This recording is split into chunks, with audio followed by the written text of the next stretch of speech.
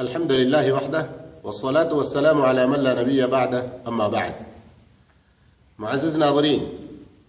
اسلام میں پاکی صفائی کی بڑی اہمیت ہے، اسی لیے ہم دیکھتے ہیں کہ ہر نماز کے موقع پر وضو کرنے کی بھی بڑی فضیلت ہے، لیکن وضو کے ساتھ اگر ہم مسواک کا اہتمام کریں تو پھر کیا کہنا۔ مسواک ہر وضو اور نماز کے ساتھ شرط، فرض، واجب نہ ہونے کے باوجود نبی کریم صلی اللہ علیہ وسلم کے اس فرمان سے ایک مسلمان اندازہ کر سکتا ہے کہ ہر نماز کے موقع پر مسواک کرنا نبی کریم صلی اللہ علیہ وسلم کو کس قدر پسند تھا۔ آپ اپنی امت کو حکم دینا چاہتے تھے، لیکن آپ صلی اللہ علیہ وسلم اپنی امت کے بارے میں بھی کسی تکلیف کو گوارا نہیں کرتے تھے۔ جیسے اللہ نے قرآن میں بھی کہا کہ نبی کریم صلی اللہ علیہ وسلم پر بڑا شوق گزرتا ہے کہ میری امت پر کوئی تکلیف آئے، تو اسی لیے صحیح مسلم اور صحیح بخاری کی اس حدیث پر غور کیجئے۔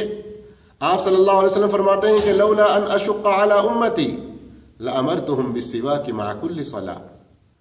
اگر میں اپنی امت کے لیے اس چیز کو شوق محسوس نہ کرتا،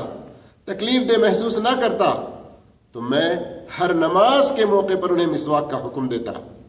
آپ نے حکم نہیں دیا، یہ چیز ہمارے اوپر واجب اور فرض کے درجے میں نہیں ہے، لیکن آپ صلی اللہ علیہ وسلم کی خواہش پر اگر ہم عمل کرتے رہیں گے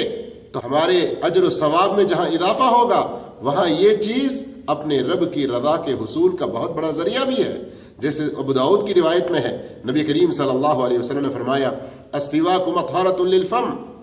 مرضاۃ للرب، مسواک کرنا